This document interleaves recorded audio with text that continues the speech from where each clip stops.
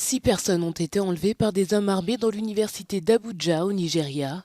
Kidnappées dans les locaux du personnel de l'établissement de la capitale nigériane, les victimes, dont 3 enfants, ont été attaquées vers minuit. Une vidéo de la scène montre des militaires encerclant les locaux. C'est la première attaque de ce type à Abuja depuis qu'une vague d'enlèvement d'écoles a commencé dans le pays il y a plus d'1 an. Ils sont venus et nous ont fait sortir du lit.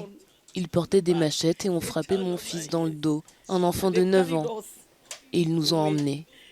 Heureusement, comme nous étions 3 de ma famille, ils ont dû me renvoyer ainsi que le fils du professeur Obasoun, et ils ont emmené le reste. Selon le porte-parole de la police, les forces de sécurité avaient lancé une opération de sauvetage. Si pour le moment il n'y a pas eu de revendication de la responsabilité des enlèvements, les soupçons se portent sur un suspect déjà blâmé pour des dizaines d'enlèvements similaires contre rançon. Chaque homme doit s'exprimer pour que le monde entende. Et je m'exprime. Je m'exprime pour que le monde sache que la sécurité est un problème dans ce pays. Ce n'est que lorsque nous serons tous morts que les gens sauront qu'il y a des insécurités dans ce pays. En 2021, près de 1400 étudiants ont été enlevés lors d'attaques contre des écoles au Nigeria. Nombre d'entre eux ont ensuite été libérés après que des rançons importantes ont été versées.